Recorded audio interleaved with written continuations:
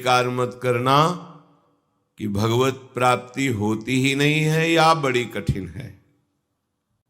हम नहीं कह रहे, हमारे गुरुजन महापुरुष जन और स्वयं श्री भगवान कह रहे हैं। ध्यान पूर्वक श्रवण करें। भगवान अपने को दुर्लभ नहीं बता रहे, अपनी प्राप्ति दुर्लभ नहीं बता रहे।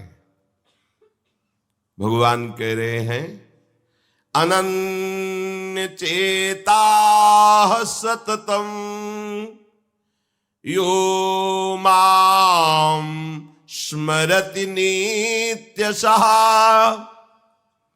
तस्याहं सुलभः पार्थ नित्ययुक्तस्य योगिनः। हे पार्थ, हे अर्जुन, जो अनन्य चित्त वाला है, जो मनुष्य अनन्य चित्त वाला है, जो उपासक अनन्य चित्त वाला है, नित्यशः नित्य सततम निरंतर स्मरति मेरा स्मरण करता है, तस्य उसके लिए, नित्ययुक्तस्य नित्य निरंतर मेरे में मन लगाए होने के कारण मैं उसके लिए सुलभ हो जाता हूं। नित्ययुक्तस्य योगिनः अहम सुलभा, उसके लिए मैं सुलभ हूं। सुलभ माने सहज। भगवत प्राप्ति बिल्कुल सहज है, सुलभता पूर्वक मैं प्राप्त हो जाता हूं। जो मेरा अनन्य चिंतन करता है, अनन्य चेता, हमारे चित्त में किसी का कोई भी संबंध ना रह जाए। देखो, भगवत प्राप्ति करनी है, आनंद समुद्र प्रभु के दर्शन करना है, दुखों से, जन्म मरण से, रोगों से, नरकों से, कर्म प्रपंच से यदि बचना है तो एक ही उपाय है, मात्र एक ही उपाय है, दूसरा उपाय नहीं। मामेकम शरणम ब्रज, मेरी शरण में हो जाओ। श्री भगवान कह रहे, मामे वे प्रपद्यन्ते माया में ताम तरन्ति ते, केवल मेरी शरण में हो जाओ, मैं तुम्हें माया से मुक्त कर दूंगा।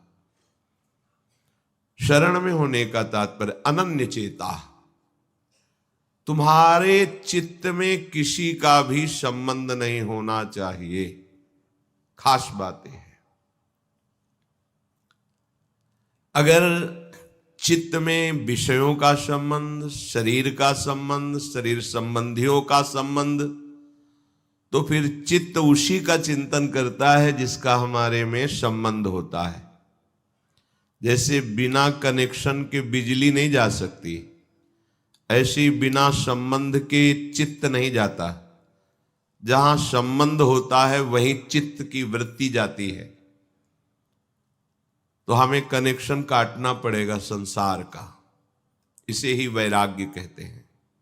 ये अंतर की वृत्ति है।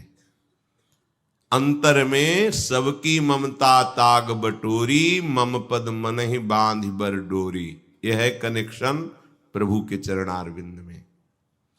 संबंध शरीर का, सुख बुद्धि भोगों में, स्नेह बुद्धि परिवार रिश्ते नातों में, तो भजन कौन करेगा? भगवत प्राप्ति किसको चाहिए फिर? वो भोगों में ही रति मानता है। अगर कहीं भगवत आराधना का अवसर भी मिलता है तो यही चाहता है कि मुझे मांगे हुए भोग मिल जाएं, पूर्व कर्म के अनुसार आई हुई जो विपत्ति समस्या वो टल जाए। इससे हमारा काम नहीं बनने वाला। अगर एक समस्या टलने से हमारा काम बन जाए तो बहुत सरल है समस्याओं का निदान करना। लेकिन यहां तो भीड़ लगी हुई है समस्याओं की, क्योंकि हमारा संचित कर्म जमा है, उसमें कुछ बुरा भी है, कुछ अच्छा भी है। वो कभी हमें सुख देगा, कभी दुख देगा, और ये परंपरा चलती ही रहेगी। अब ये परंपरा नष्ट कर दे, यह प्रभु के हाथ की बात है। वो तभी होगा जब आप अपने को प्रभु के चरणों में समर्पित कर देंगे। तो कटे कर्म बंधन संसारी, शरणागत जहां हृदय से हुए, तो सबसे पहला काम आचार्य गुरुदेव इष्ट देव उसके कर्म बंधन को काट देते। कटे कर्म बंधन संसारी, जिन कर्मों से बंध करके वो अगली योनि में जाता है, उन कर्मों को ही वो नष्ट कर देते हैं। तिहारे आगले पाछले अपराध हरिवंश खेवी। महाप्रभु हितजू महाराज कृपा करके कह रहे, शरणागत जन तुम निर्भय रहो, प्रियाजू की सेवा में चिंतन में मगन रहो। तिहारे आगले पाछले अपराध हरिवंश खेवी, बलिहार है ऐसे गुरुदेव की। कह रहे तुम्हारे जो आगे अपराध बन जाएंगे या पीछे हुए, उनको तुम चिंता मत करो। अगर ऐसा अवसर मिल गया है और अब भी भगवत प्राप्ति न कर पाए तो बड़ा दुर्भाग्य होगा। ऐसे आचार्य मिल गए। तिहारे आगले पाछले अपराध हरिवंश खेवी, आगे जो हो जाएंगे उसकी भी तुम चिंता मत करो, बलिहार है। पर दुरुपयोग न करे इस कृपा का। ये कृपा हमें केवल श्री जी से मिलाने के लिए हितजू महाराज कर रहे हैं। नहीं, एक बार भी राधा नाम उच्चारण जिह्वा से नहीं कर सकते आप। अगर हितजू की कृपा न हो, धाम की कृपा न हो, रसिकों की कृपा न हो, तो ये पराविद्या राधा नाम तुम्हारी जिह्वा पे नहीं आ सकता है। अब अपने चित्त को अनन्य बनाने की जरूरत है। पहले उपासना सबकी सार्वजनिक ही होती है। जब जो मन आया उस देवता की पूजा कर ली, वो भगवान के स्वरूपों की पूजा कर ली। जब जो मन आया वो पढ़ लिया, गा लिया, नाम कीर्तन नाम जप कर लिया, बढ़िया है। प्रारंभिक भक्ति का ये स्वरूप ही है, सब कोई ऐसे ही चलता है। पर आगे जब भगवत प्राप्ति की बात आती है या प्रेम रस की, फिर अब इसकी जरूरत नहीं है। अब तो अनन्यता की जरूरत है। बहुत जगह भगवान अनन्यता की बात कह रहे हैं, और हमारा तो रसिक अनन्य धर्म ही है, इसमें तो गुंजाइश ही नहीं है। रसना कटो जो अन रटो, निरखी अन फुटो नैन, श्रवण फुटो जो अन सुनो, श्री राधा जस बैन। जब हमारा बाहरी कोई भी संबंध नहीं अंदर से स्वीकृत होगा, तब असली अनन्यता आती है। बाहर की अनन्यता ज्यादा प्रशंसनीय नहीं है, चित्त की अनन्यता प्रशंसनीय है। बाहर से तो व्यवहार यथावत करते दिखाई देता है, पर अंदर की जो ठसक है वो इष्ट देव की होती है। ये अंदर की चित्त की अनन्यता गुरु कृपा से आती है, साधन बल से नहीं आती, एक कृपा से आती है। भगवान अपने के लिए तो कह रहे हैं कि अगर आप हमारा अनन्य चिंतन करेंगे तो मैं सुलभ हो जाऊंगा। पर अनन्य चिंतन करेंगे तब ना, तो अनन्य चिंतन बिना अनन्य रसिकों की कृपा के नहीं होता। भजन न होई संग बिनु, और भजन बिना नहीं प्रेम। छिनहु भजन न छाड़िए, धरिए या ध्रुव नेम।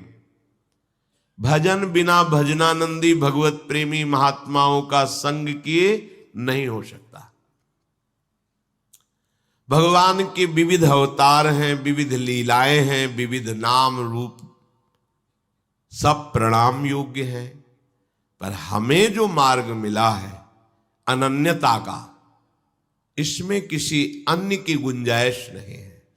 कहीं भी जब प्रेम स्फुरित होता है तो अनन्यता आ जाती है, या अनन्यता आ जाती है तो प्रेम स्फुरित हो जाता है।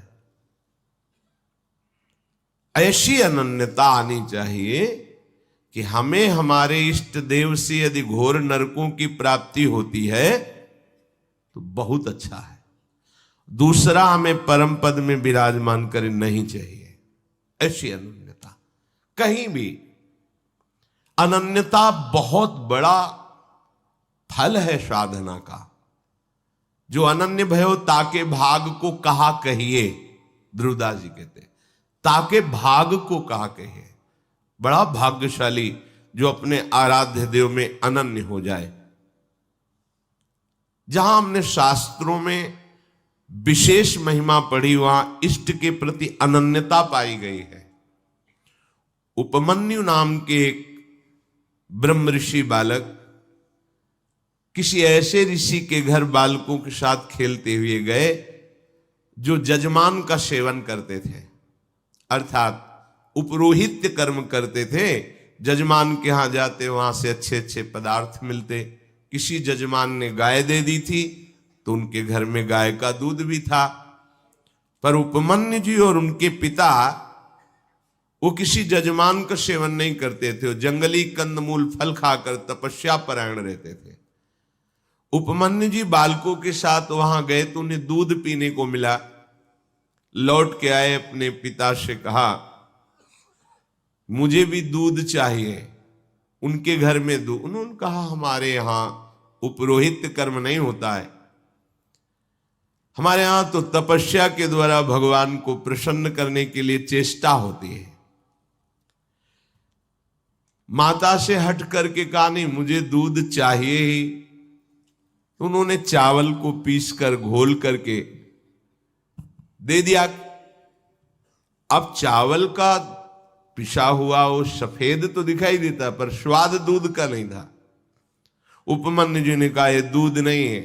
उन्होंने झिड़क कर कहा तुम्हें कह दिया हम अकिंचन तपस्वी जन हैं, हम जंगली फल मूल पत्तों से अपना उदर पोषण करके भगवान की आराधना करते हैं, कहां से तुम्हें दूध दें? कहा हमें दूध चाहिए। बच्चे थे, उनका यदि दूध चाहिए तो गाय का क्या, सीधे क्षीर सागर से तुम्हें दूध ला के दे देंगे। परम कृपालु भगवान शिव की आराधना करो। हां करूंगा। ब्रह्म ऋषि बालक थे। जाओ ये मंत्र जपो। ऐसी मुद्रा में खड़े होकर के भगवान शिव का इस तरह से ध्यान करो, कुछ ही समय में तुम्हें जो तुम कामना कर रहे हो तुम्हारी पूर्ति हो जाएगी। माता ने ऐसा आशीर्वाद दिया। उपमन्यु जी एकांत क्षेत्र में दाहिने पैर के अंगूठे केवल खड़े होकर दोनों हाथ ऊपर उठाकर और मंत्र का जाप करते हुए भगवान शिव के रूप का ध्यान करने लगे।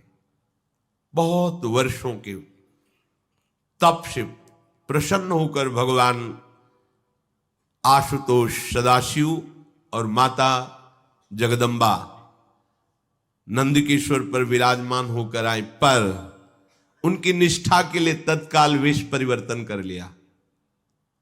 नंदकिशोर एरावत हो गए, भगवान शिव देवराज इंद्र हो गए, माता अंबा सची जी हो गई।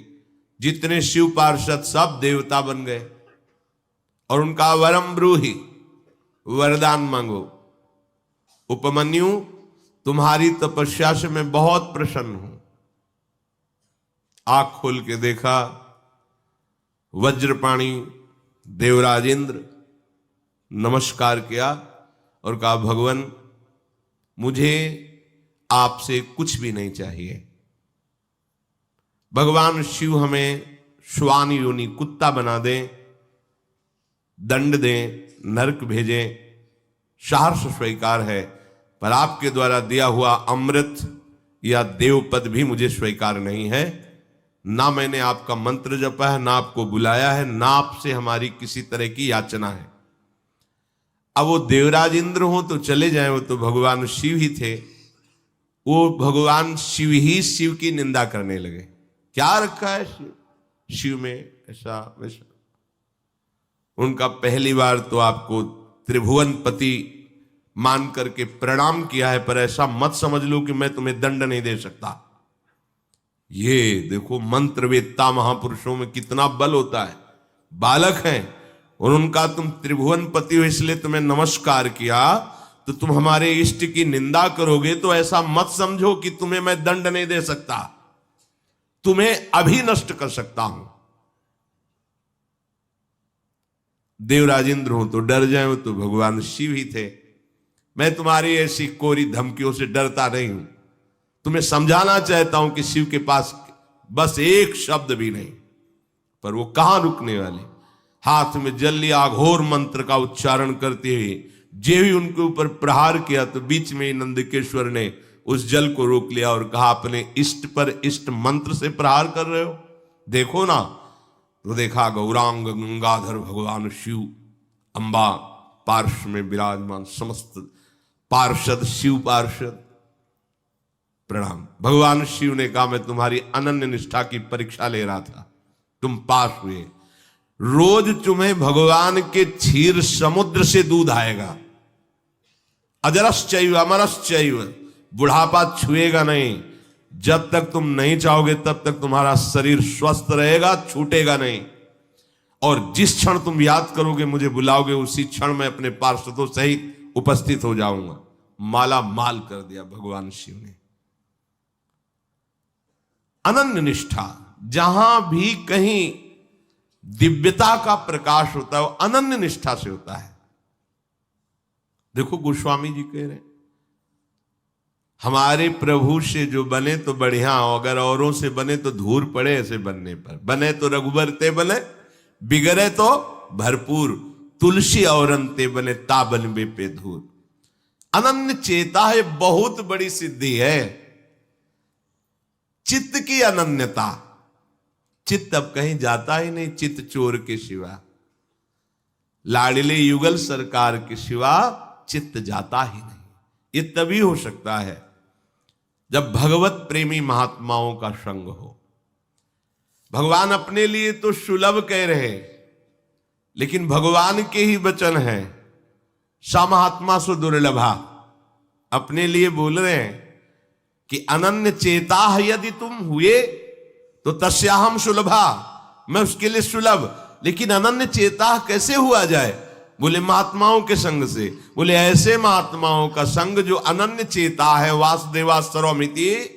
बोले स महात्मा सुदुर्लभा, ऐसे महात्माओं का मिलना मुश्किल है। श्री कबीर साहब जी,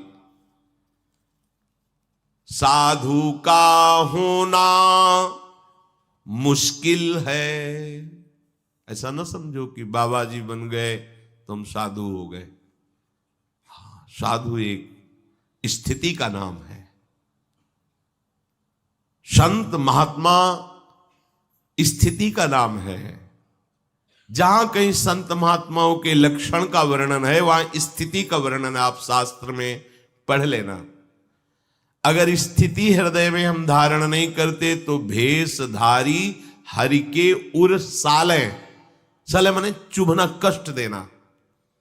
जो केवल वेश बनाकर उदर का पोषण, मनमानी आचरण, तो भगवान को वो कष्ट दे रहा है, क्योंकि गालियां भगवान को, हे भगवान का भगत है, ये देखो अमुक संप्रदाय का अमुक है। ऐसा कबीर साहब कह रहे, साधु का होना मुश्किल है, बड़ा कठिन है संत बनना। सच्ची कहते, वो भगवान ही ऐसे संभालते तो संत मार्ग में कदम आगे बढ़ते। नहीं तो नाटक कर लेना तो बहुत बढ़िया ड्रामा नौटंकी में भी होता है ना, बढ़िया बिल्कुल साधु एकदम जैसे गुफा से ही आ रहा हो। देखो ना जो सीरियल नौटंकी नाटक इनमें होते ना, बिल्कुल वैसे। नाटक करना तो बहुत सरल है, लेकिन स्थिति लाना बहुत कठिन है। भगवान श्रीमुख से कह रहे, सा महात्मा सुदुर्लभा, ऐसे महात्माओं का मिलना दुर्लभ है। गोस्वामी जी जैसे महापुरुष अपने आराध्य देव से कह रहे हैं कि आप ऐसी कृपा करो कि मैं